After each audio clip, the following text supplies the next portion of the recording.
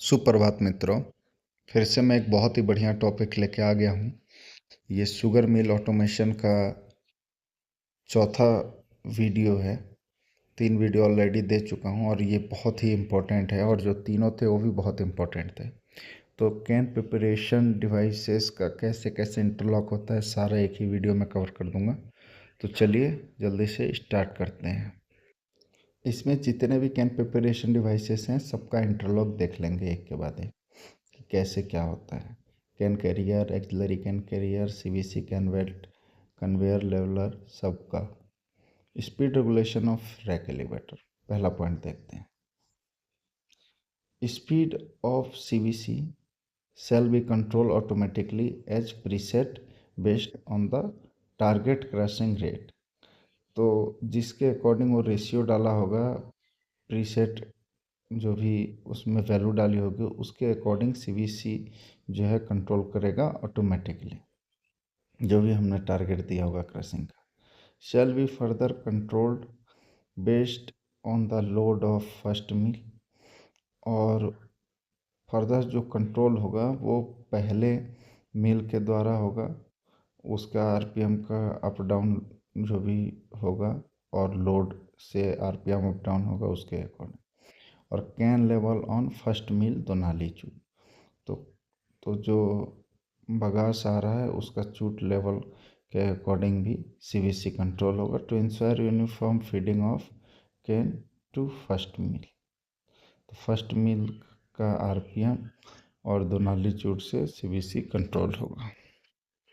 तो आप लोग समझ गए कि मेनली जस्ट मिल के पीछे जो कैन बेल्ट कन्वेयर है वो मील 1 से और दोनाली चूट सेंसर से, उसके लेवल से वो मेनली कंट्रोल होगा।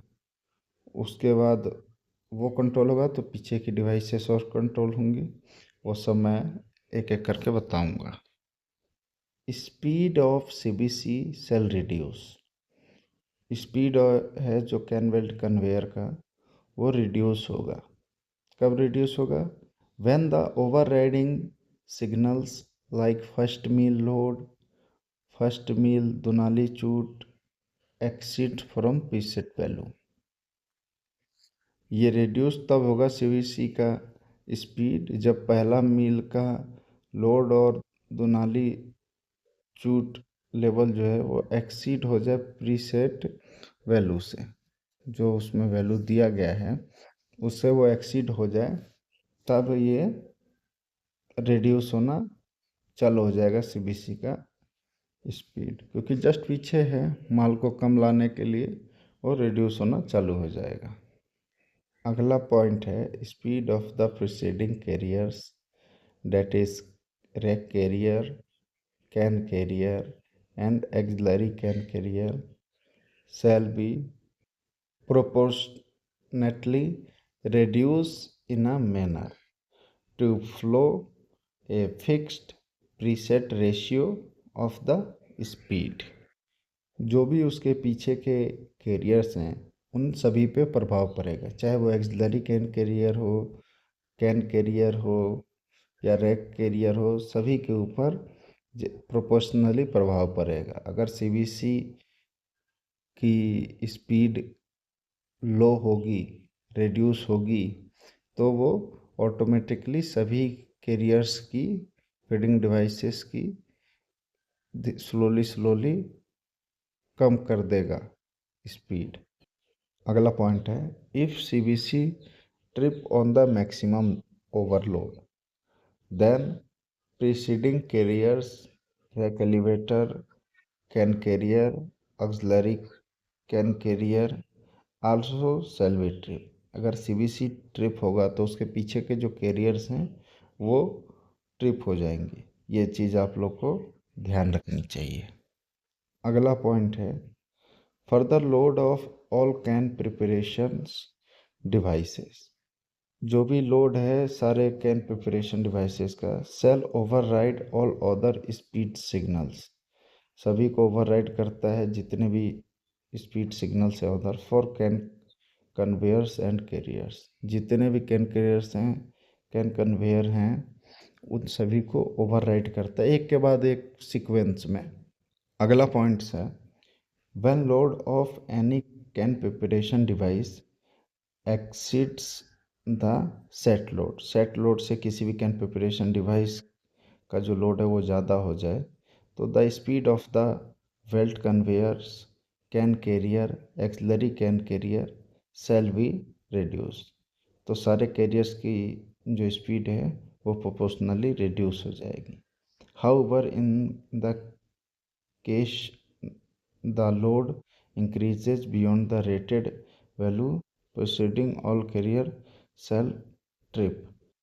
इसका मतलब है how ever in case the load increases beyond the rated value, कभी भी ऐसा अगर हो कोई भी केस में कि लोड जो है जो रेटेड वैल्यू है उससे बियॉन्ड होके बढ़ जाए तो the preceding all carrier shall trip. तो जो भी एक एक करके हैं सारी कैरियर्स ट्रिप हो जाएंगी। अगला देखते हैं speed regulation of feeder table. Feeder table shall follow the speed regulation of can carrier and load of can preparation devices like leveler chopper shall override the signal of can carrier। तो feeder table जो है वो follow करता है speed regulation of cane carrier का and load of cane preparation devices का, जैसे leveller chopper इन सभी को वो फ्लो करता है। अगला पॉइंट है when the load of any can preparation devices as chopper exceeds the set load। मान लीजिए किसी भी कैन प्रिपरेशन डिवाइसेस का लोड जो है वो बढ़ गया है, chopper exceed the set load से बढ़ गया है, the speed of feeder table can carrier shall be reduced proportionally.